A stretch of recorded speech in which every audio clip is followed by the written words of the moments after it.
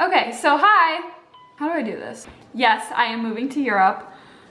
I'm going to tell you about why I've made this decision and how I arrived at this decision. I have so much to talk about, so much to get into this video, and I don't want to be that person that rambles for like 2 minutes before the intro. Literally every single time I sit down to watch a YouTube video, I skip the first 2 minutes because I'm like, this is all shit that I don't need to hear. So let's just get into it. There's a lot of factors that went into why I decided to move. I think it's an accumulation of all of the reasons. I had enrolled in college in New York. I'm gonna be really shitting on this college, so I feel like maybe it's not the best idea to name it. So expectations versus reality, but there's so many good things about this school, and I don't know if that's just because I loved a lot of the people that I met, but at the same time, they fucked up big time in a lot of different ways. Education-wise, I think that they do a really good job for what I wanted to do. However, first of all, my roommate. This is a whole topic on its own, so I am not going to go into the details and the storyline of this whole situation. All that I'm going to say about it is that I have special needs for rooming, and I had let the college know before I had even accepted their offer. They said everything would be fine. That was something that was really important to me because it's my health and it's very serious. So I accepted their offer, and long story short, they put me with a roommate that did not respect anything that I had asked her to do, and it was not that hard, I swear to you. And nothing against this girl, she's so kind, she's so smart, but it just didn't work out, okay? I tried so many times to talk to her, talk to the RA, talk to the RD. They had Campo come multiple times. And when I finally went to the housing department at this college and I said, why is this happening? How can I prevent this from happening? Because I thought I'd done everything. She looked up everything I had requested from the college, like all the health needs that I had for my room. She said, oh, this is why. You didn't request to have a supportive roommate.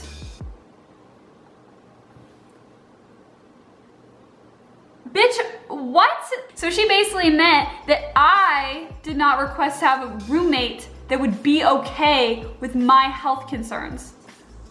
I didn't know I had to request to have somebody respect my health. It's like, another thing is that's not as serious is that the food fucking sucked. They served rice every day and it was the same rice, but they would just call it something different every single time. Nothing against rice, but like, I worked at a coffee shop on campus where I learned that the main dining hall, they would serve expired lettuce in the salad bar. They would serve things that would make no sense to eat for dinner.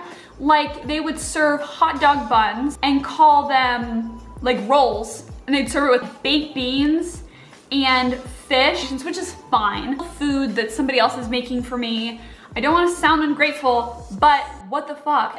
Also, what they would do is that they would serve food one time, and then if they'd have leftovers, they'd serve it either later that day or the next day and just call it something else. So for example, they would serve like tater tots at night for dinner. Next day for breakfast, they would serve those same tater tots and call them hash brown. I literally have a picture that perfectly encapsulates everything that I'm saying. I'll put it up right here. It's literally, this is what we had for dinner that night. I mean, they had other things, like they had pasta, but like the red sauce, it was like watery. And there was only one meal plan. So if you haven't been to college or you're not familiar with the American college system, usually there's a meal plan and you can choose between a couple of different options. Your college ID card, you swipe it in, that's a swipe. So you can say, I want 10 swipes per week, and you'll pay $100 per semester, or I want 50 swipes per week and that'll be $300 per semester. There's only one option for freshmen. We had to choose this option. We had no other choice. It was unlimited swipes, and it was $3,000 a semester. $3,000 for shitty ass food that I tried not to eat most of the time. I know the pandemic was an unprecedented situation, but at the same time, I think that there's an expectation for students with their college that the college can pull itself together to work some shit out for its students. For example, so I went home for spring break, and when I was home for spring break in March, that's when shit went down in the US. So obviously they told us, I'm sorry, you can't come back, just like every other school. That's fine, I understand that. However, I did not get my stuff back from my dorm. So that's all my clothes, extra medication, get any of that stuff back for 6 months. I got my stuff back in August. And when it came back, things were broken, things were missing. And you know, that sucks because that's stuff I paid for, stuff my mom paid for. But also, like, I had some photos of me and my grandfather who passed away in May of 2019. Those photographs that I had of me and him are gone, and I'll never get them back. And the only reason why they're lost is because they did not pack my stuff properly. It just, all this stuff was kind of piling up, and it's hard not to ruminate when you're in quarantine. Say, I'm so incredibly lucky. My mom kept her job. I have a beautiful place to live and a very supportive family. You know, it was hard not to think about, like, well, why do I have to stay where I am? Why do I have to put up with this? Why did my first year suck so much? And I let it suck for a lot of things. I was the one who did not take charge of my roommate situation as well as I could have. I'll say that. Yes, it was still the college's fault for the whole supportive roommate bullshit. I'm not trying to take responsibility for that, but there's more I could have done. First semester, there's more I could have done to meet new people. I started thinking, well, maybe my experience would have been better had I chosen another college to go to, first of all. So I was thinking, yeah, I'll go to Emerson College next semester. I can just transfer to Emerson. But then my mind started opening up to other things. And I was like, well, if I can go to Emerson, fuck it, why don't I apply to UCLA? And then finally, that just completely opened up the scope of, why don't I just move to Europe? And I know that that does not maybe seem like a logical conclusion to jump to, but for me, if you know me from middle school, I have literally always wanted to move to Europe after high school. I always wanted to do that by myself. I always wanted that to be part of my life. So why not move? Why not go explore somewhere new? Why not go have an adventure? Why not? Sitting in quarantine made me realize that I can't wait for adventure to come. I guess it's fine. I guess this experience is fine, because if it's not, I'm going to change it. And I have. And that's a really crazy to say. So I basically sat down and I thought, okay, where do I want to go in the world? Because at this point, if I'm just saying, fuck it, let's move, let's pick somewhere new, the whole world was open. And when I first started this process, I really wanted to go to Australia. How crazy would that be? Imagine the title of this video if it was, I'm moving to Australia. But ultimately, I ruled Australia out. It's literally the farthest place on earth, I think, from me. A 48-hour trip that I would have to make literally by myself. Don't really want to go through all that the first time I'm super moving away.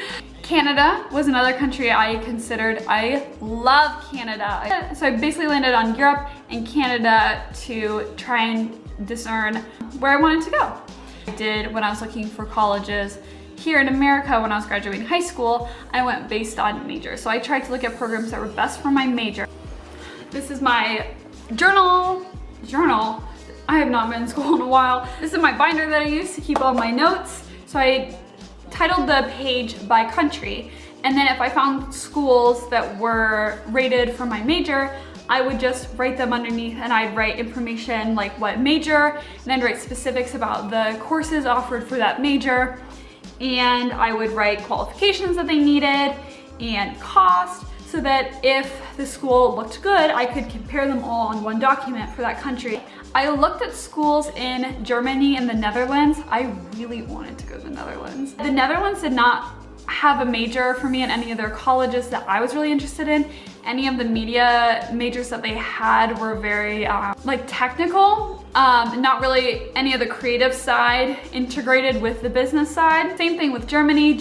If you want me to do a video more in depth about all the different colleges that I looked at, I will. But this is just kind of like a big overview of the strategy I took. Ireland school seemed good, but my major problem with Ireland, I was looking at seemed very rural, and that was not something I really wanted in my college experience. And the only non-rural colleges there were in Dublin, and Dublin is so expensive that I could not afford it. My last options were Canada and the UK, UBC, and for United Kingdom, I had Brighton. That I mainly started to compare between the two was cost. So UBC, in total, not assuming personal cost, was $42,000. For Brighton was $18,000. Count how many times I've done this in this video. I applied to Brighton, which took so much work. I'm gonna do a video about the application process for applying to schools in the UK.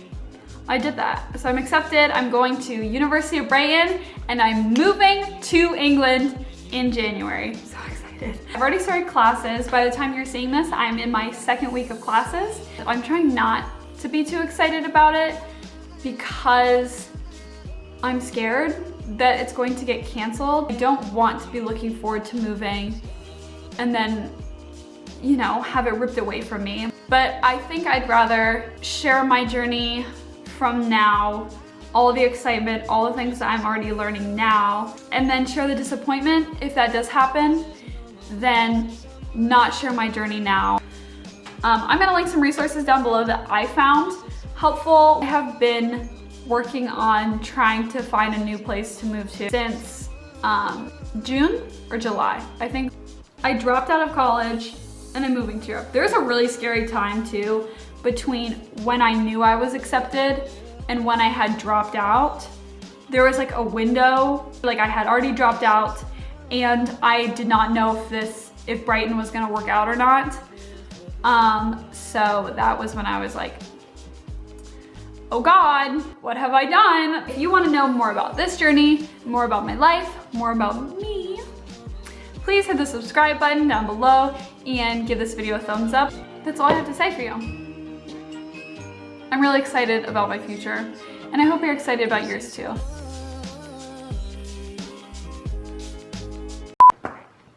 You better like this video and appreciate it because I literally pulled this shirt out of the hamper just for this video.